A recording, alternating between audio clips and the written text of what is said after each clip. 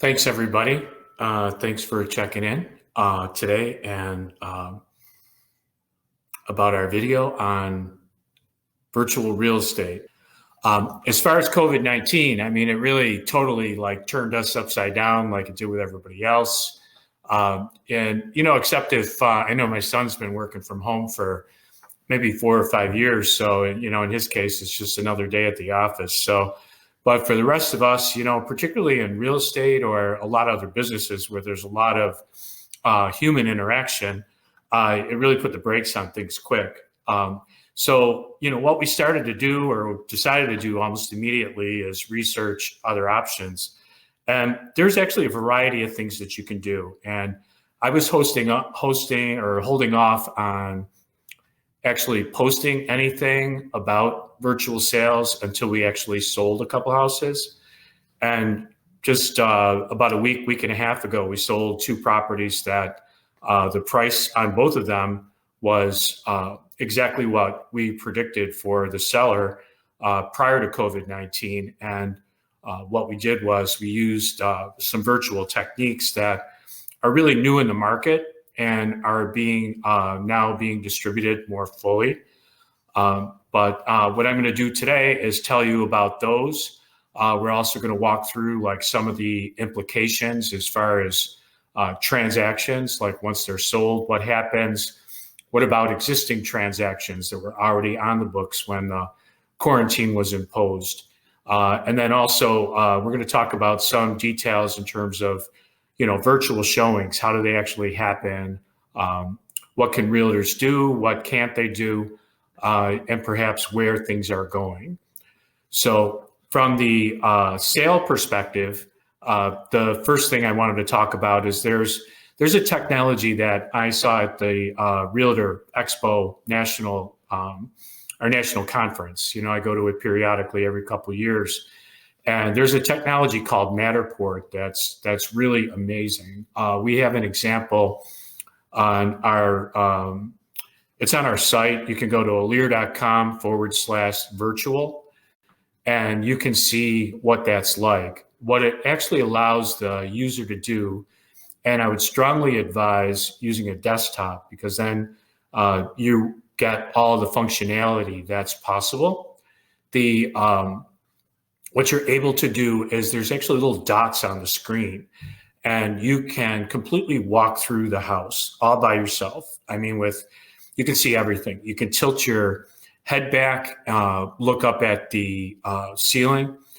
You can also peer into the corners and really get a good feel for the entire perspective of a room, of the house, how the rooms go together. What are the views from one room to the next? And also, the traffic pattern, exits, windows. So to supplement that, something that we started doing immediately, which I think makes incredible amount of sense, slightly higher cost for us, but I think it's going to help us sell quicker. And I think it's going to help our clients get a higher price. We actually get a full home inspection and provide that to the public, as part of the listing. So it's 150% transparency about what's being sold.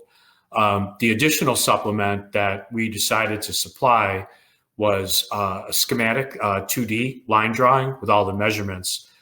Shows all the corners, all the bends in the windows, everything you could possibly know in terms of scale. And so that way, at least from the beginning, the buyer gets a very good overview.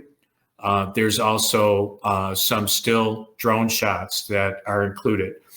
So out of that, you got a really nice package of everything related to the house. The other, so in terms of showings, what's actually allowed, what's not allowed. And my understanding is there's people that aren't following the rules right now, but what our directive is from our local association of realtors, which is direct from the governor's office of economic development, the executive order that's in place right now does not allow a realtor to take a buyer through a property. The methods that are the alternative, there's two of them. So where the property is not occupied, the buyer's agent is allowed to go through the property, and using a smartphone, they can show the property to a buyer. And towards the end of this presentation, I'm going to get into that in more detail, give you a little bit more, maybe some insight and perspective on it. The other option is for when it is occupied, the workaround, so to speak, is to have the seller actually hold the smartphone and conduct the, the video transmission. And then at the same time, the listing agent, the buyer's agent, and the buyer are on the call. So in that way, everyone gets the same story. They get to see all aspects of the house, during that time period. And it's actually what we found is that it actually becomes a more intimate experience for the buyer. And what we did was, so far we've sold a house using each of those methods. One was vacant, one was occupied. The house that was vacant, we ended up having multiple offers on it. It was priced well. There's a lot of demand in that particular category, just under 200,000. There's a lot of buyers that, are at that price point, and, it sold over asking price. With the other house where it was occupied, that was in the lower 300s. There was negotiation, but the price ended up exactly, where we told them that we would sell. So those are the two methodologies that are in place right now.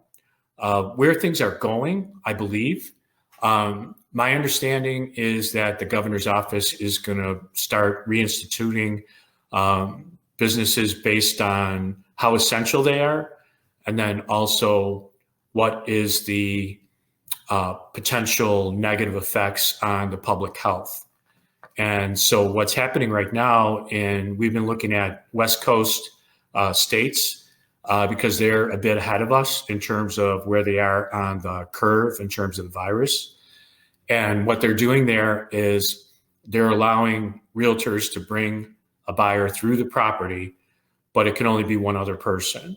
So it's, it's cut down in terms of how much traffic can be in the house at once. And people are encouraged to, maintain, any social distancing.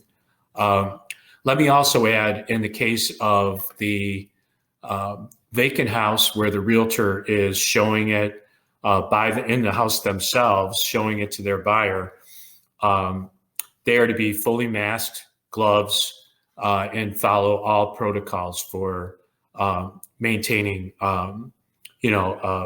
environment that's virus-free while they're showing the house.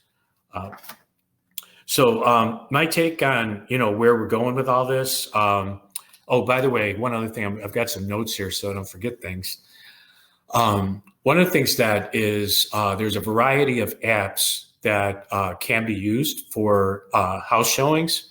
My favorite happens to be WhatsApp. I think it's, it's been out there a lot longer. There's a lot less, in terms of, any kind of bugs with it. And also the security aspect of it. I think it's it's more secure than Zoom. Zoom is absolutely wonderful and easy to use. But with internet use, there's always that trade-off between, ease and security. We use Zoom for a lot of meetings, but also, at the same time, I think you have to be really cautious no matter what you're using if you're going online, putting notifications in any of your accounts for any unusual activity. So also Google Meets. Google Meets works fairly well. What we have found is that can crash when you have a lot of people on, during the showing, much more so than the other ones. I found WhatsApp and Zoom to be, very, very good. So as far as can the buyer actually go in the house at any time before they close the deal? And the governor's executive order does allow for the buyer to go through the property with the home inspector at the time that the inspection is being done. Every contract, or has an option. Do you want a home inspection or not? And with any people we work with, we strongly advise them to have a home inspection before they commit to anything. As far as one other addition that's happened for real estate sales is there is a COVID-19 disclosure that is required, and that is something that just came out in the last couple of days, and that needs to be added to every transaction document. So just so people are aware that there is possibility of any possible difficulty by going through on a showing. So as far as that, I think that's pretty much it right now. I'm checking to see if there's any comments, any messages.